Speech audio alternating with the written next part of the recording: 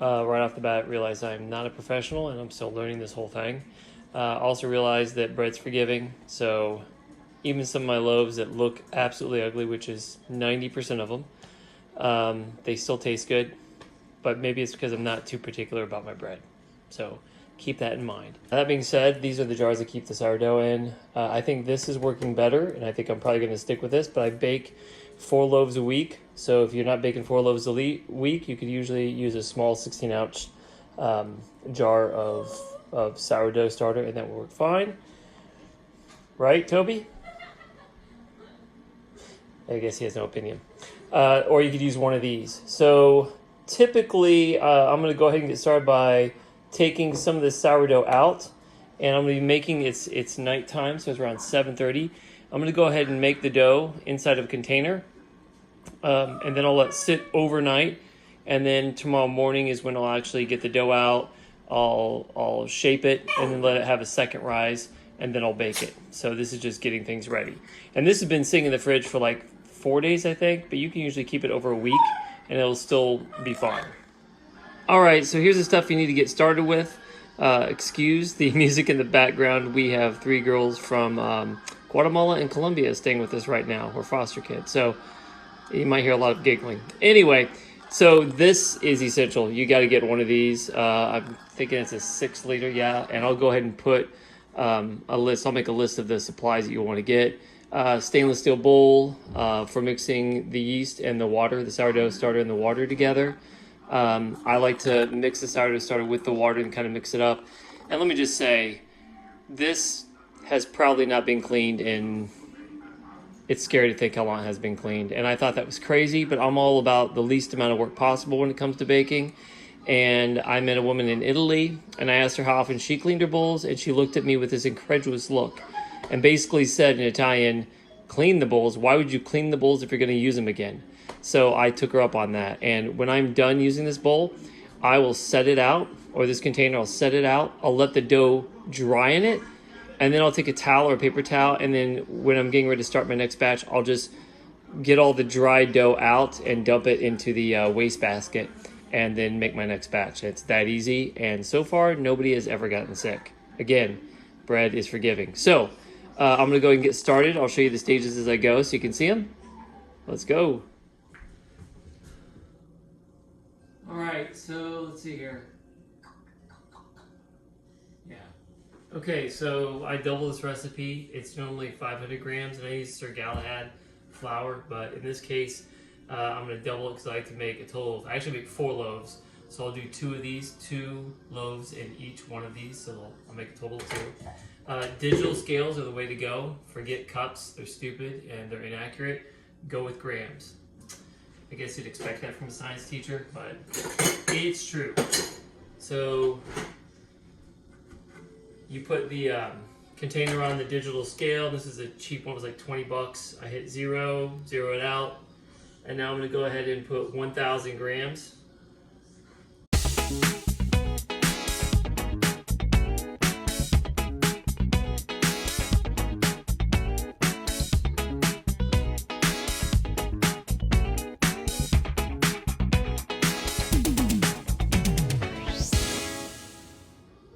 Okay, so it's about 1,000.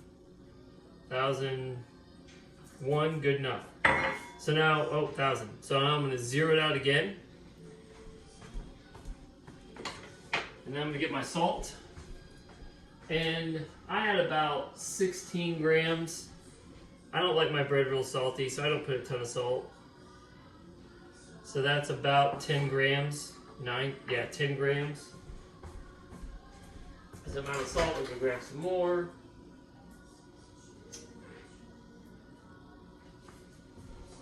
Well, I'm out of salt. Good job, Chris. Here we go. Anything but professional baking here. Okay, so let's get that in there. All right, 16 grams. Okay, so here's the other thing. I don't use any spoons. I just use my hands. I learned this from another baker, and she swears by it. And honestly, it's the easiest way to cook this stuff. Just use your hands. All right. Now, of course, wash your hands really well before you do it. But supposedly, there's something to do with the hand of a baker and the bacteria, and creating a positive effect on the yeast and your bread. So that's supposedly. Also helps with the immune system, supposedly. So, hey, we'll take all the help we can get. Next, what we're going to do is we're going to go ahead and add 700 grams, or if you're having the recipe, it'd be 350, but I'm doubling it, so 700 grams of water in there. So I'm going to go ahead and get some water. And this is why I love cooking with a little scale, because golly, measuring all that out, just absolute pain. So there's 386.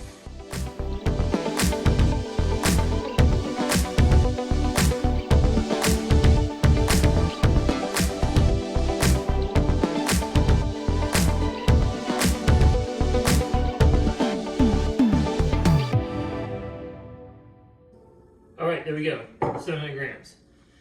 Okay, so now I'm gonna go ahead and grab my yeast.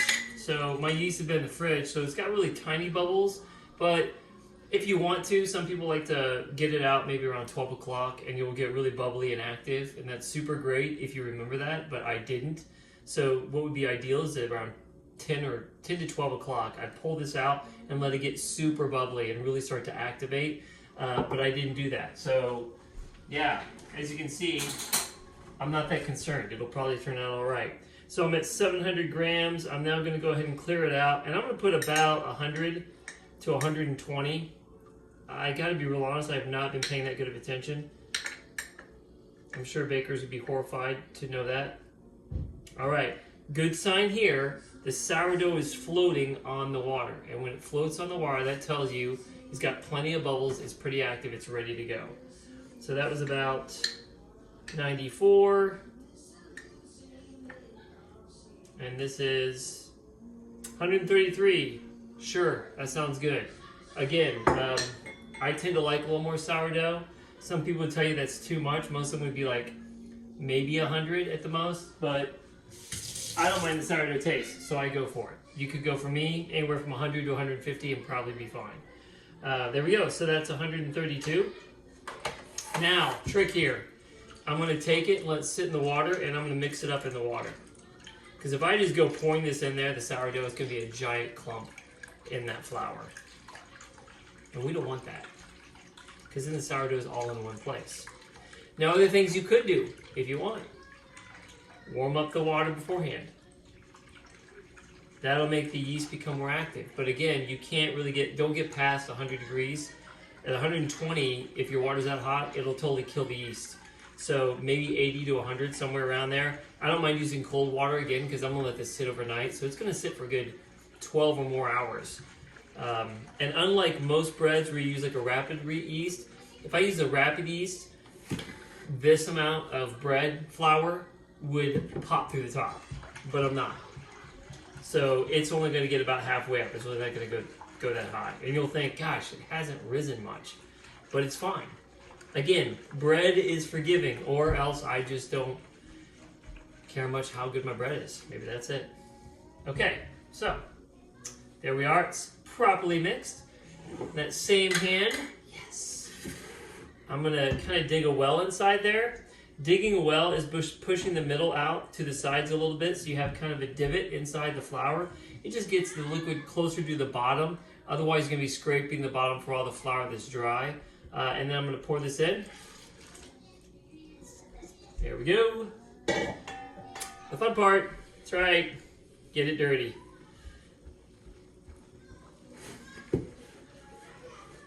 I'm sure many of you out there looking at me, if there is anybody else who watches this besides my colleague who I'm doing this for, you're probably looking at me saying, I will never eat that guy's bread, but whatever, germaphobes. I don't care. Probably the reason half of our kids are all getting sick all the time is because we're too sterile.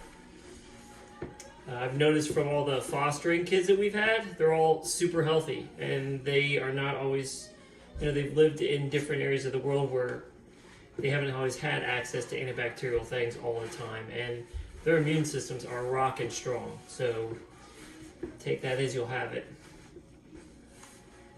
Go tell your kids to go eat some dirt. They'll be healthier for it. All right, now the hardest part is you get the dry stuff. You really got to watch that. There's little bits of dry at the bottom, so I'm really grabbing at the bottom to get that. And I'm using my hand when I do this, and I'm kind of just squeezing it to mix it up. Hola! There we go.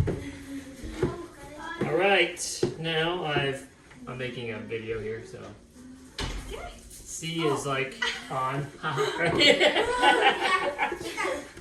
So there we go. It's all mixed up. And now you need a silicone spatula like this. This thing's awesome. And you want to scrape off all of your dough from your hand.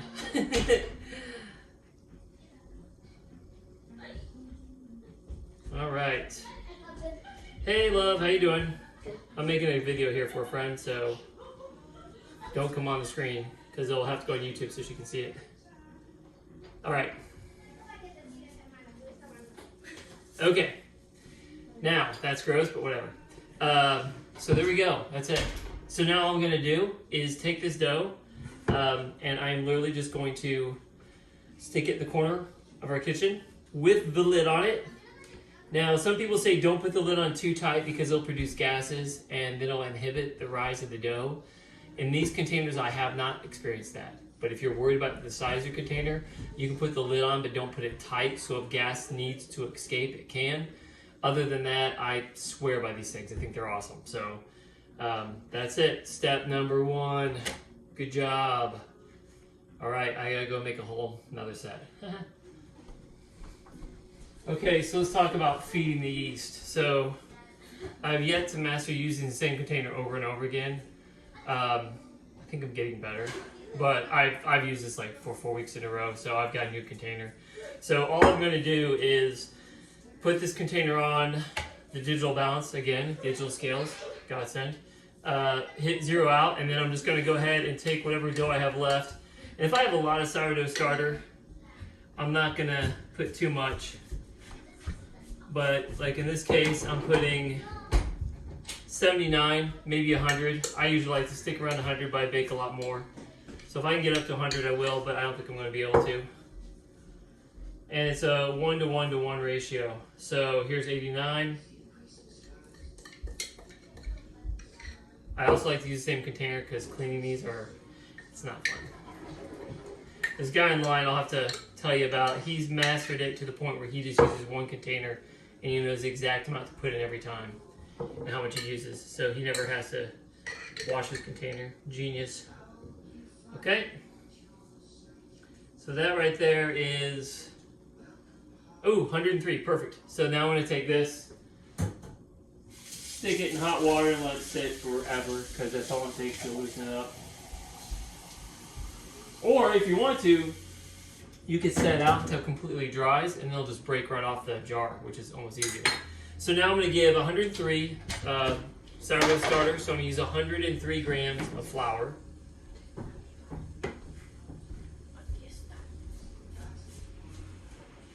So I'm adding 103 grams of flour. And you want to 0 out before you do this. So there we go. That's, yep, so I gotta get to, I didn't 0 it out, so I gotta get to 206. Okay. Then I 0 it out after I've got 103 grams of sourdough starter or whatever you're using. If you use 70 grams, you need 70 grams of flour. And now I'm gonna get the exact same amount in water. So I 0'd it out, now I'm gonna add that. This is the only one you gotta be careful because you can't put too much. There we go. And I put too much. Yes! Again, bread's forgiving. Yay for bread. I'll take a little bit of water out, not much. There we go. Perfect. All right, sweet. I find stirring with a knife to work the best in these jars. It only takes a second to do it. There we go. I'm pretty much done. You want to make sure you get to the bottom, then you can scrape the sides. Push it down so it's all kind of around itself. So the flour is not in a big group. What do you do? Okay, that's great. Okay. Okay, there we go. Perfect like that. And then I'm going to put this on.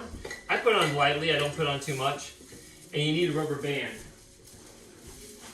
Because again, some gashes will be made, and if you tighten it all the way, the gas won't be able to escape. And you put a rubber band about where the sourdough is. That way you know how much it's risen over the course of the time in the fridge. And it can stay in there for about a week. Honestly, it's even been 10 days and I've still been able to revive it. So it's going in the fridge for next time. All right, so it's the next morning and I'm getting ready to put the dough inside of the bread containers. I've got to go to church and I'm scrambling. So I'll probably be gone. It's 9 o'clock. I'll probably be gone an hour and a half. So I would normally let this rise about an hour to an hour and a half, but this will probably rise 2 hours. So I don't know how that's going to go, but I think it'll be all right. And it's fairly cold today because it's just is. And so that will probably make it rise less. If it was in the summer, the house is going to be warmer, so it would rise quicker, and 2 hours would probably be too much. Now I'm using cast iron loaf pans, which work amazingly well. You just got to make sure you put enough butter in the corners and cracks so it comes out easy. The easiest way to do it is just to rub a stick of butter and then take some on your finger and put it in the cracks. And I don't know if you have to do this, I'll be honest. I've never tried it without doing it, but I just think the bread pops right out, and these get used again and again, and I've never washed them. So again, washing when it's going in the oven seems like too much work. Okay, the other thing I use is a banneton, and I'm going to use that as well. And a banneton looks like this, and I've never washed those either because you just keep using them again and again. So, almost done here. Feel free to speed through this part on the video. I'll show you what it looks like when I'm done. Again, you can't really over butter this. And so just to reiterate, I'll be setting this just on the table in the dining room while I'm gone and letting it rise. There we go. Sweet. So be gentle with the butter. All right, so that's what it looks like on the inside. That wasn't quite as heavily buttered, but it actually gives a really nice flavor on the outside as well too. You can kind of taste it when you're eating the bread. All right, wash my hands real quick. Okay, so next thing I'm gonna do is I'm gonna get the flour out of here, or the dough out of there. I bought one of these, I don't know if it's used for powdered sugar or what, but I bought one of these, which has been awesome. It's like a shaker, pretty cheap, and I put flour in that, and that works amazingly well. I just oiled the butcher block, so now it's time to ruin that with flour. So I'm going to take this and this extra butter, I'm going to give to my dog. There you go, buddy. Eat that up. Okay. So I'm going to take this right here and I'm going to put a little bit on the corners or around it. And I just find this works really well for getting it out. I'm going to spread some lightly on the counter. Shake it out. And I'm going to use that awesome spatula from yesterday. This thing.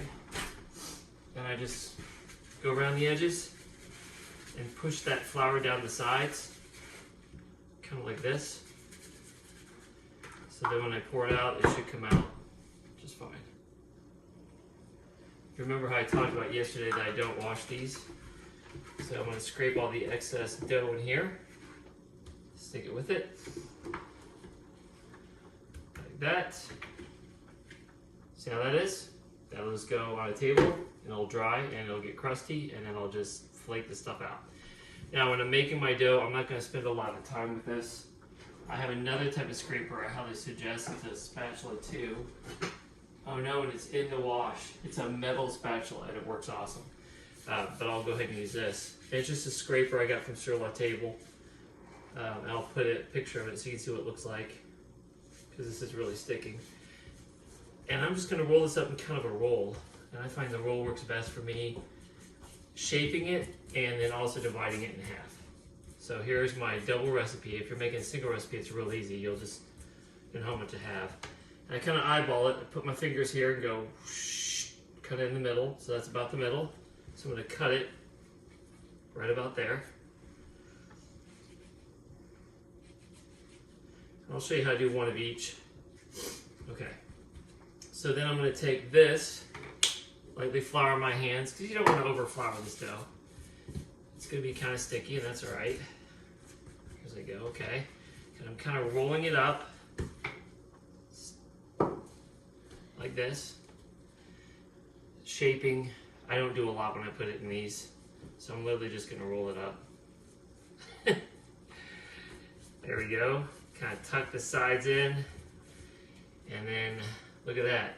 That's how much I care about it. I don't need the most beautiful looking bread. I just want it to taste good. I'm done. Love it. Awesome. Easy. Okay. Then I'm going to take my banneton. I'm going to flour the sides on this. And this makes really pretty looking bread when it comes out of the oven. And this is while using the Dutch oven. These won't get a Dutch oven. That would be a different method. Okay, so the banneton, gently set it over, because if you put too hard, all the flour just goes down the center. Grab this up. This takes a little more skill, not much, to shape. And the trick to this is to pull the edges in. So I just grab it from the edges, just start pulling the edges in the center. You don't want to over knead this, I feel like. That people can like over knead it, and I just think it makes it flat. So there we go. Okay, I'm kind of getting in the middle, and you can honestly just grab it and drop it in there. I like to make sure it's got kind of a round, smooth roundness to it on this other side, so I'll kind of lift it up like this and pull the sides in, and I'm trying to make this nice and smooth on the top. And there's two ways you can do it. You can grab it and just drop it in like that, or sometimes I'll roll it like this, and I'm kind of covering it on the side here with my hand and then pushing that seam together with my other hand. Okay, not perfect, but not bad. Put that in there like this. Cover it up. And these come with the bannetons when you buy them. There's some cool bannetons that are more oblong, loaf-wise, but I feel like these work really well. And I'm going to let that rise with the other bread. Now I'll need to cover that with something. You can use saran wrap, but what a waste of plastic. Just put a towel over that. Now I'm going to do the same thing with the other dough. So again, this one did not rise as much, but I didn't have as much sourdough starter in it. So there you have it. It'll be interesting to see how these two loaves are different. So I'll put a little flour on the sides just to get it out. Shaking it in the sides. So it looks something like that. Push it down. Flour the table. Drop it out. Scrape the insides of any excess dough. Tell I'm moving fast, but I'm going to be late to church. And now I'm going to just turn it into a kind of a roll. Look at the middle. Kind of gauge a middle. You can weigh this out if you want to, but why? That's one more step we don't need in my life. Okay. Put flour in my hand so I can shape it. Now I'm just going to take it, I'm just going to roll it up. That's right. Pull it in a little bit. Just roll it. Okay. Drop it in. Again, bread is forgiving. Don't listen to people who say it isn't. All right. There we go. So I got two, and this next one, same idea, but I'm starting from the sides, and I'm just going to pull them to the center. It's really sticking today, but you know, it's always a little different. So take it, I'm just pulling it into the center. This is my method. I'm sure there's a smarter and better way to do it, but now I'm going to roll it. You know, for this one, I'll just do this. You just grab it, boom. I'm not going to care. There we go. It's not, don't overthink it. I even forgot to put more flour in there, but it'll be fine. Got enough flour. Okay, cover it up. And now I get to scramble and go to church. All right. All right, so I've taken the pots I'm going to be using and I put them in there to the Dutch ovens, and I'm heating it up to 450 degrees. and letting them heat up with it as well. And it's really cool because it'll change colors of the pots. Now, so now I'm going to put the bread out of the Banneton. And the trick to this is you want to take a cookie sheet and you want to put your paper, and I usually put a little flour on this actually. But you can see it's kind of grown, it's risen, it's been an hour and a half, a little over an hour and a half. And then I'm going to put this on there like that, and I'm going to put this here, and I'm just going to flip it. We're going to hope it comes out. Now I give it a little bit of a tap, and it may not come out real well. Sticking. Oh, come on. Yeah, that totally didn't work today.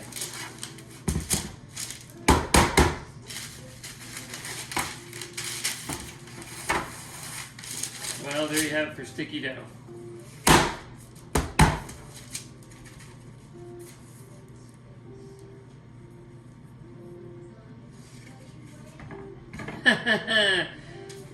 There you go. So it should have come out easy, but I didn't put enough flour in there, evidently. Once you do that, you're going to go ahead and put a cross on it or an X. Like this. And again, don't worry, bread's forgiving.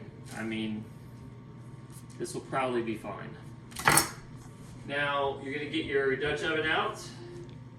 And you're not going to touch the top, because that's what I did and burnt myself. And you can use different sizes Dutch oven. I'm going to use this one on the bigger Banneton. It's not going to work. Now I'm going to grab the edges and just drop it in. There we go. Put the top on. That's going to trap the moisture inside and give that crust kind of a good hardening. And we're going to keep it in there for 15 to 20 minutes. And 15 or 20 minutes, I'm going to take the top off. So let's see if the next one's a little bit more successful.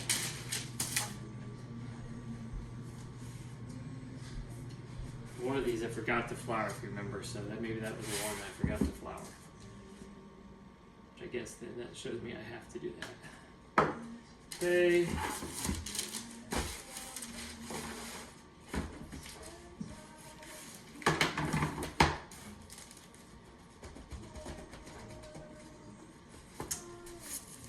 Come on. Everything's just gonna stick today. So this is totally not how it should go. Right, Toby? Yeah. Golly. Perfect example of how baking never quite goes the way you plan. Alright, well, whatever. It's gonna have an ugly top. As long as it eats. Normally it would come out and have these nice rings around it, which would be really cool, but this one's not going to do that for us.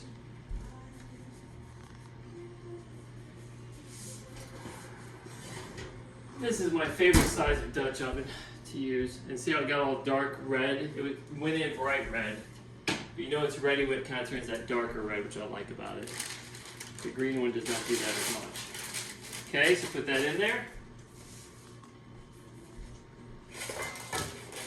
There we are. Pop it in the oven. And in 15 minutes or 20, I'll take the top off. If you don't take the top off, the top will not get brown. Alright, so I've got the cup of water. Now you gotta be quick about this because it's gonna create a lot of steam, and steam will burn you more than liquid, okay? So when you open it up, I'm pouring it on the coals and closing.